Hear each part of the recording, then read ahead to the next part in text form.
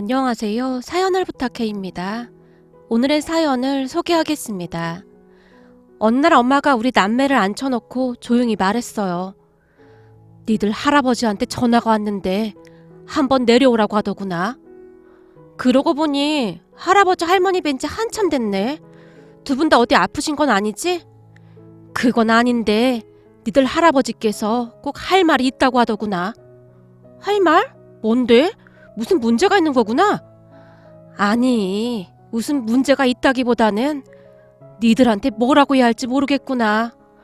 엄마가 근심 가득한 표정으로 우리 남매를 둘러봤어요. 왜? 무슨 일인데? 혹시 그 사람이 또 무슨 사고 친 거야? 그게 사고는 아닌데 얼마 전에 할아버지 집에 내려온 모양이야.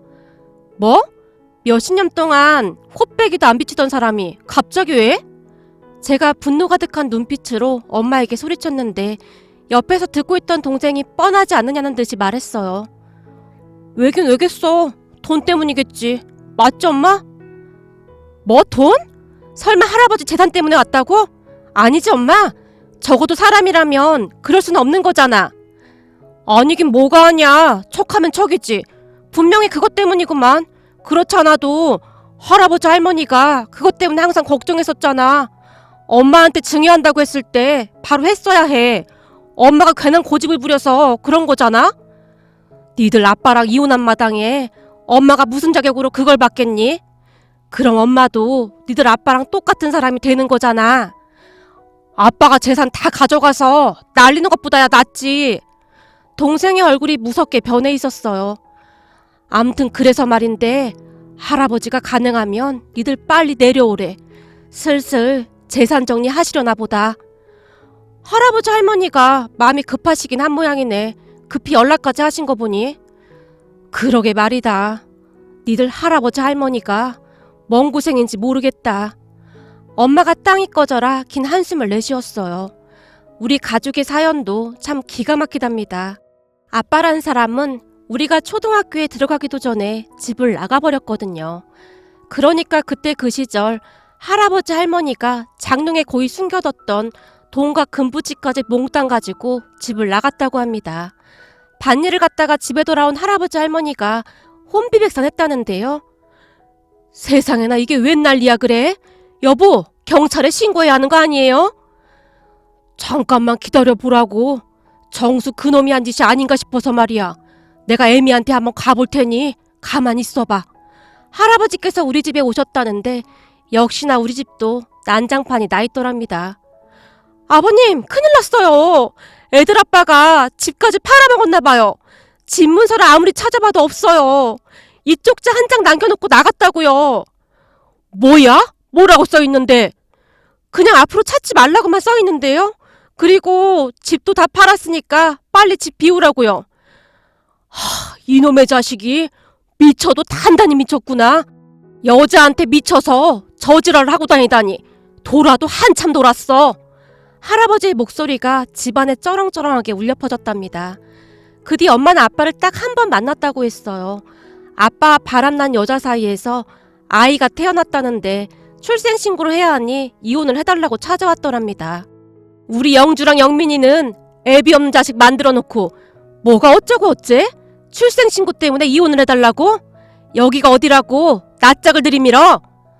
너야말로 낯짝도 두껍다. 내가 들어보니 우리 아버지가 집도 새로 해줬다면서 불만은 무슨 불만이야? 네가 나나 만났으니까 그러고 살고 있지. 어디 고아 주제에 감히 나한테 그딴 식으로 말해? 우리 아버지 돈이 내 돈인데 그 돈으로 네가 살 집을 왜 해준 거냐고. 너 돈 가지고 있는 거 다 내놔. 아니지. 지금 살고 있는 집 내놓고 나가. 웃기는 소리 하고 있네. 내가 그걸 당신한테 왜 줘? 아직도 내가 만만해 보이나 본데 난 이제 예전의 내가 아니야. 우리 자식들은 내가 지킬 거거든. 쓸데없는 소리 짓거리지 말고 당장 나가. 이혼 서류나 내놔. 내가 도장 찍어줄라니까. 엄마가 온몸을 부들부들 떨면서 소리쳤다고 하네요. 그 뒤 엄마와 아빠는 이혼을 하고 남남이 되었답니다. 아빠는 엄마와 이혼한 것뿐만 아니라 부모인 할아버지 할머니와도 연을 끊고 살았어요. 할아버지 할머니가 작정을 하고 아빠를 호적에서 파버리겠다며 두 눈에 불을 켠 채 찾아다녔다고 했으니까요. 그러다 결국 우리는 고향 마을을 떠나 이사를 하기로 했습니다.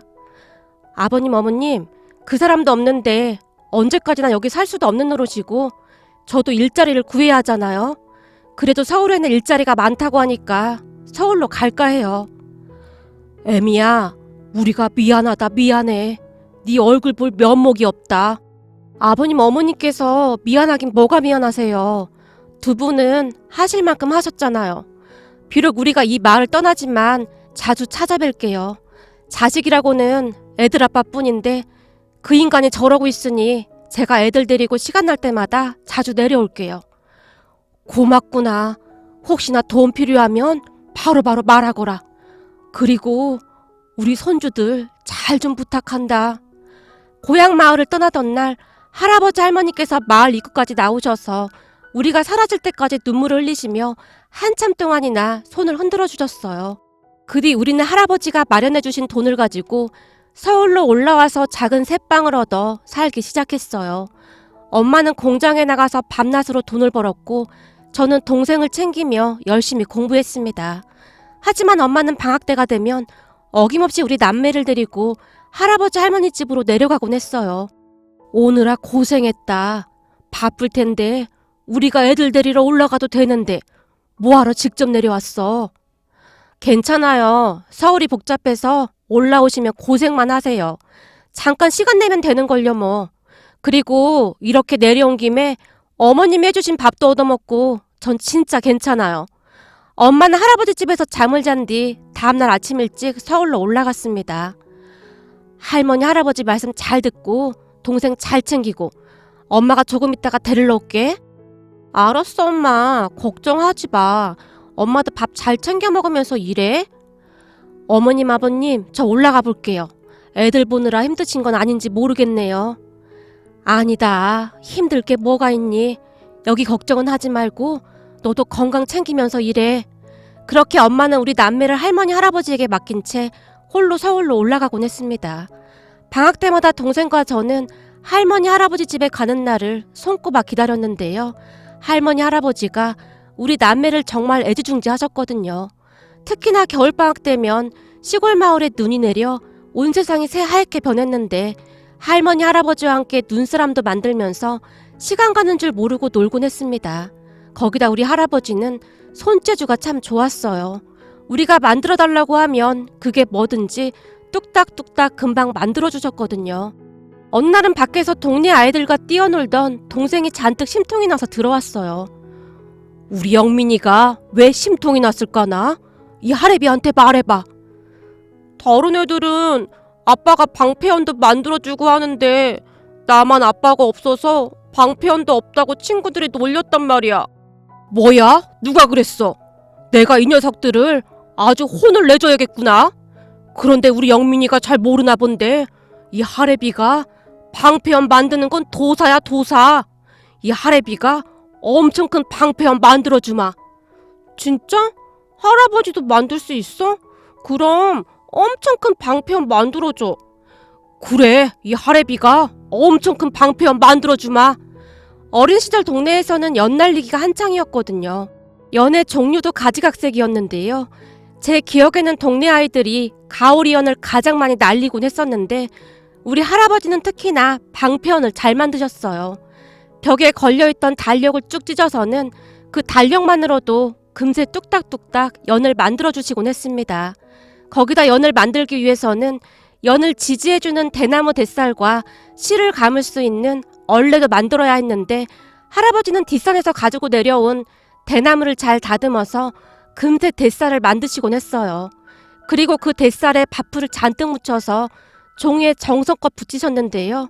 그런 할아버지 옆에 앉아서 동생과 제가 밥풀을 떼어 먹던 기억도 나네요.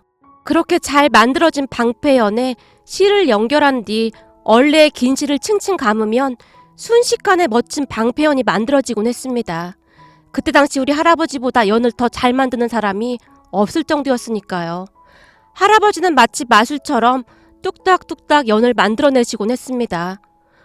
우와, 엄청 크다. 할아버지, 내 방패연이 제일 큰 것 같아. 연 날리기 싸움하면 분명히 내가 1등 할 거야. 당연하지. 다음에는 가오리언도 만들어 보자꾸나. 하래비가 더 크고 짱짱한 걸로다 만들어줄게. 알았어. 가서 친구들한테 자랑하고 올게. 동생이 잘 만들어진 방패연을 들고 뒤도 돌아보지 않은 채 밖으로 달려나갔습니다. 그리고 몇 시간 뒤 동생이 잔뜩 상기된 얼굴로 집으로 들어왔는데요. 할아버지, 내가 다 이겼어. 친구들이 내일 더 큰 연으로 만들어서 나온대. 그랬어? 그럼 우리도 더 크고 튼튼한 연으로 만들어야겠구나. 할아버지, 그럼 오늘 밤에 만들자. 그렇게 동생과 할아버지는 방 한구석에서 시간 가는 줄 모른 채 연을 만들었어요. 우리에게 있어 할아버지 할머니는 아빠 대신이었습니다. 그 빈자리가 느껴지지 않도록 항상 최선을 다하셨으니까요. 그렇게 시간이 흘러 어느덧 개학날이 다가오면 우리는 눈물을 머금고 서울집으로 올라가야만 했는데요. 할아버지 할머니, 다음 방학 때 또 내려올게. 그래, 하래비랑 반두 가지고 개울가에 가서 물고기도 잡고 물놀이도 하자꾸나. 알았어. 공부 열심히 하고 또 내려올게. 동생과 제가 할머니 할아버지를 꼭 안아드렸습니다. 어머님 아버님, 애들 봐주셔서 감사했어요. 덕분에 저도 걱정 없이 일했습니다. 우리가 오히려 고맙지. 애미야, 항상 신경 써줘서 고맙구나. 그리고 네가 고생이 많다. 할머니께서 뒤를 돌아 눈물을 훔치셨습니다. 그러한 생활은 우리가 중학교를 졸업할 때까지 계속되었어요. 엄마는 외롭게 지내실 할머니 할아버지 생각을 많이 하시곤 했으니까요. 그런 할머니 할아버지와 엄마 덕분에 우리 남매는 정말 잘 자랐습니다. 거기다 할아버지께서 가지고 있던 재산이 꽤 있으셨기에 우리 남매 공부 뒷바라지도 많이 해주셨고요. 대학에 입학한 우리 남매를 보며 장하다. 우리 손주들 정말 장하다. 할머니 할아버지께서 하염없이 눈물만 흘리셨어요. 그 뒤 우리 남매는 대학을 졸업하고 동생은 은행에 취업을 했고 저는 중견기업에 입사를 하게 되었습니다. 우리 가족은 그렇듯 별 문제 없이 하루하루 잘 지내고 있었어요. 그런데 몇십 년 만에 생부가 나타나면서 집안이 다시 시끄러워지기 시작했습니다. 생부가 할아버지 재산을 호시탐탐 노리고 있었거든요. 갑작스레 생부가 나타났다는 말에 엄마는 안절부절 못하고 있었어요. 암튼 할아버지가 되도록 빨리 내려오라고 하니까 니들 이번 주 주말에 시간 좀 내봐. 알겠어. 동생과 제가 심각한 표정으로 고개를 끄덕였어요. 그리고 그 주 주말 우리 가족은 급히 할아버지 집으로 내려갔습니다. 왔니? 너도 얼굴이 말이 아니구나. 평생 연락 한 통 없던 사람이 찾아왔다고 하는 거 보니 걱정이 돼서요. 그러게 말이다. 네 시애미가 수건까지 뿌려서 내쫓긴 했는데 언제 다시 올지 몰라서 우리도 불안하구나. 혹시 찾아와서 난동 피우는 건 아닌지 걱정이 되네요. 아버님 어머님 괜찮으시겠어요? 걱정 마라. 그렇잖아도 내가 옆집이랑 아랫집에 단단히 일러뒀다. 그놈의 인간이 와서 난동 피우면 경찰에 신고 좀 해달라고. 진짜 이게 무슨 일인지 모르겠네요. 엄마의 얼굴에 근심이 가득해 보였습니다.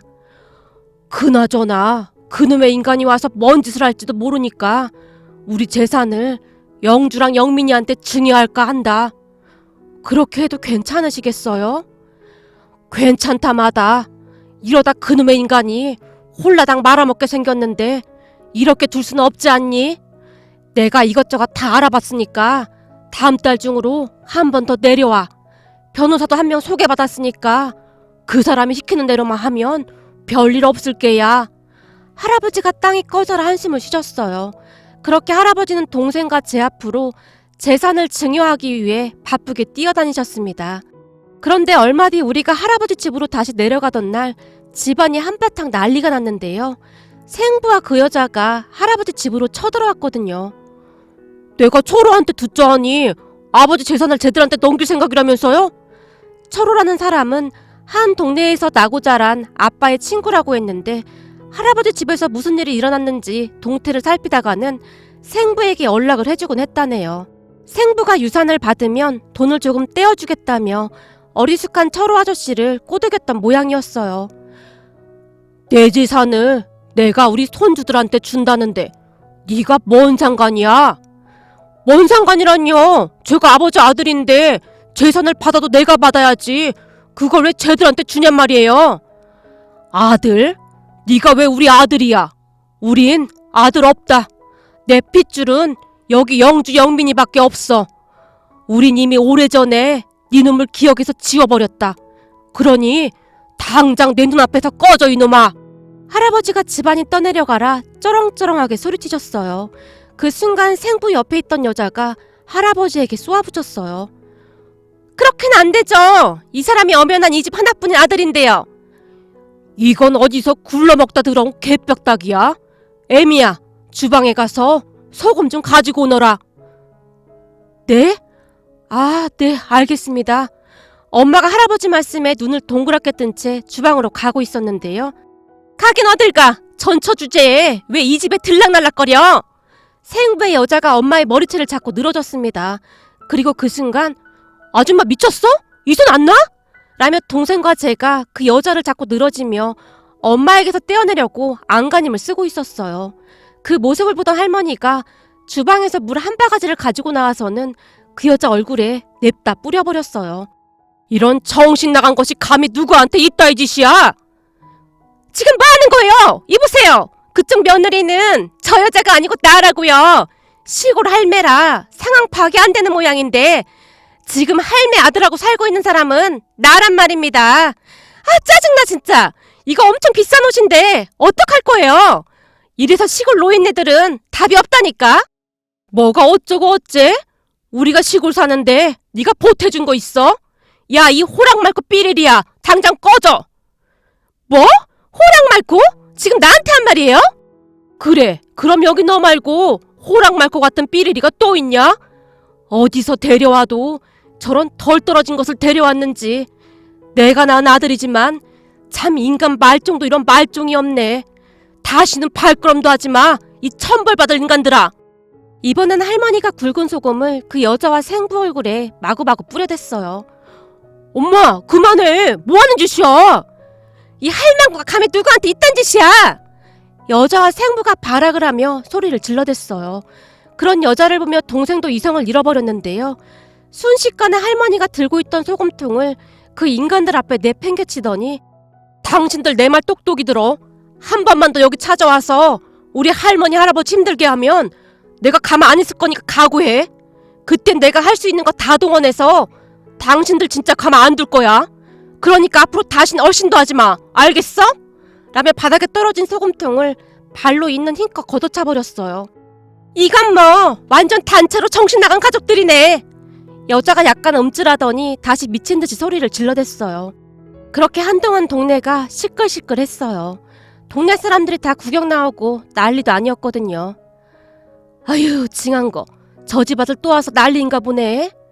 그러게 말이야. 저 집 엄마 아버지는 아주 멀쩡한데 아들이 왜 저 모양 저 꼴인지 당체 모르겠단 말이야. 저 양반들이 오죽하면 이혼한 며느리 의지하고 살겠어. 그래도 며느리라도 잘 들어왔으니 망정이지. 망나니도 저런 망나니가 없네 그래. 다들 못들하는 거야. 우선 경찰에 신고부터 해.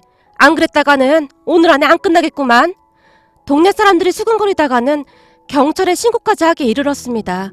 결국 경찰차가 오는 소리가 들리자 둘이 씩씩대며 주랭랑을 쳤고요. 어머님 아버님 괜찮으세요? 우린 괜찮다. 그나저나 니들이 많이 놀랐지? 할머니가 우리 남매를 걱정스레 바라봤어요. 우린 괜찮어. 근데 우리 할머니 힘이 아주 장사네 장사. 저 여자 표정 봤어? 소금에 물벼락까지 뒤집어 쓰고 완전 사이다가 따로 없네. 동생이 할머니를 보며 장난스레 웃었어요. 넌 지금 이 상황에 웃음이 나와? 할머니, 그럼 지금 웃지 울겠어? 나도 기가 막혀서 그래. 그렇긴 하네. 우리도 기가 막히긴 하다. 할머니가 억지 웃음을 지었습니다. 그때 할아버지는 우리에게 증여를 하기 위해 준비를 하셨는데요. 그 과정에서 우리 모두 놀랄 수밖에 없었습니다. 세상에나 그동안 우리 할아버지가 한시도 쉬지 않고 증여 관련해서 공부까지 하셨더라고요. 변호사 사무실로 들어서던 우리에게 변호사가 놀랍다는 듯이 말했거든요. 제가 이 일한 지 15년이 넘어가는데 이렇게 열정적인 분은 처음입니다. 할아버님께서 어떻게든 손주들한테 증여를 하시겠다고 정말 열심히 공부하셨어요. 손주분들이 할아버님께 평생 잘하셔야 할 것 같네요. 변호사님, 무슨 그런 과찬의 말씀을 하시는 겁니까? 이 늙은이가 알긴 뭘 안다고요? 과찬의 말씀이시라니요. 그동안 어르신께서 수첩에 빼곡히 메모까지 하시면서 공부하셨잖아요. 이제는 완전 전문가가 다 되셨습니다. 저도 어르신 보면서 참 배운 게 많습니다. 그리고 손주분들이 부럽기도 하더라고요. 이런 할아버지가 있는 손주분들은 얼마나 든든할까 하고 말이죠. 변호사가 존경스러운 눈빛으로 할아버지를 바라봤어요. 그렇게 우리는 할아버지가 손에 꼭 쥐고 있던 수첩을 보게 되었는데요. 상속 증여라는 단어부터 우리가 알아들을 수 없는 말까지 수첩 가득 빼곡히 적혀 있었어요. 돋보기까지 쓰신 채 얼마나 열심히 공부를 하셨을까 하는 생각에 눈물이 앞을 가릴 정도였으니까요. 할아버지, 뭘 이렇게까지 했어? 이 할애비 살아생전에 정확하게 하고 가야 할 거 아니야. 그 인간 같지도 않은 인간한테는 내 재산 한 푼도 못 준다. 할아버지의 생각은 굳건해 보였어요. 그렇게 할아버지는 동생과 제게 재산을 증여해 주셨어요.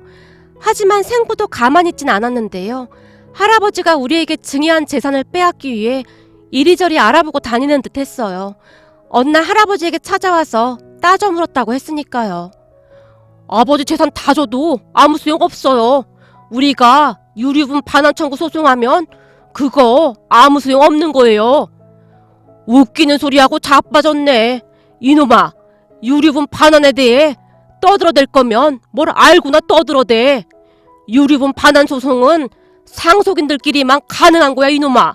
손주들은 상속인이 아니다 그 말이야. 그러니까 손주는 상속인이 아닌 제3자에 속한다 이 말이야. 그 말이 무슨 말인지 아냐? 제3자에게 준 거는 유류분 반환 산정 대상이 아니다 이 말이야. 유류분 반환은 공동 상속인끼리 주장할 수 있는 거다 이놈아. 하긴 너처럼 멍충이가 이 말을 이해할 수나 있겠냐? 공동 상속인은 또 뭐고 제3자는 뭔데요? 됐다. 말한다고 네가 알아나 듣겠냐? 우린 이미 변호사 선임해서 다 해결했으니까 정 억울하면 너도 변호사 선임을 하던지. 할아버지가 생부를 있는 대로 노려봤다고 하네요. 결국 생부가 혼이 반쯤 나간 표정으로 돌아갔다는데요. 제가 할아버지에게 들은 내용대로 작성을 하긴 했지만 실은 저도 자세한 내용은 잘 모르겠습니다. 할아버지 말씀처럼 엄청 복잡하더라고요. 할아버지 말씀에 따르면 손주는 상속인이 아닌 제3자에 속하기 때문에 유류분 반환 청구를 할 수 없다. 그러니까 생부가 우리에게 유류분 반환 청구 소송 자체를 할 수 없다 그런 말인 듯 했어요. 다만 동생만이 할아버지 말을 듣고 이해하는 듯 했는데요. 그 뒤 생부는 변호사를 선임할 돈이 없었던 것인지 아니면 지레 겁을 먹었던 것인지 포기를 한 모양이었어요.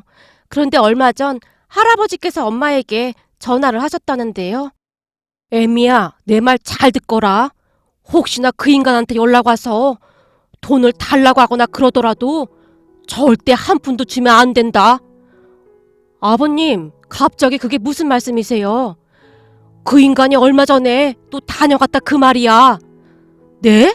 애들한테 증여한 것 때문에요? 아니, 그건 이미 포기한 모양이고 진짜 돈이 없다고 와서 빌어대더구나. 진짜 돈이 없다니요. 세상에나 말이다. 내 재산을 한 푼도 못 받게 됐다고 하니까 같이 살던 그 여자가 있는 재산까지 몽땅 들고 야반 도주를 했다고 하는구나. 그래서 생 거지가 됐단다. 네? 야반 도주요? 생 거지요? 아니 어떻게 그럴 수가 있어요? 자식까지 낳고 살았다면서요. 말도 마라. 그 여자가 낳은 애도 애 아빠가 따로 있대나 뭐래나. 개차반도 그런 개차반이 없어. 너도 그때 그 여자 봤지 않냐? 그때 하는 행동 보면 충분히 그러고도 남을 것 같잖니? 그냥 싹 다 가지고 날랐단다. 한동안 미친듯이 찾아다녔다는데 못 찾겠던지 이제 다 포기하고 무슨 고시원에서 혼자 산다고 하는데 막노동으로 근근히 살고 있는 모양이더구나. 우리한테 찾아왔길래 그 길로 내쫓아버렸다. 어디서 저런 모질이가 나왔는지 한심하기만 하구나. 어머님 아버님 맘 불편해서 어떡해요? 그래도 미우나 고우나 자식이잖아요. 자식은 뭔 놈의 자식이야. 암튼 너도 맘 단단히 먹고 혹시나 연락 오면 모른 척 하란 말이야. 너도 알다시피 그 인간은 절대 받아주면 안 된다. 할아버지께서 엄마에게 신신당부까지 하셨다네요. 그리고 할아버지 말씀처럼 할아버지 재산이 절대 생부하게 가는 일이 없도록 할 생각입니다. 부모도 자식도 평생토록 모른 척하고 산 사람에게 땡전 한 푼도 가게 하면 안 되는 거 아니겠습니까? 마지막으로 평생토록 힘든 삶을 사셨던 우리 할머니 할아버지께 항상 효도하면서 살아가겠습니다. 할머니 할아버지 항상 사랑하고 존경합니다. 오늘의 사연은 여기까지였습니다. 즐겁게 보셨다면 구독, 좋아요 부탁드립니다. 고맙습니다.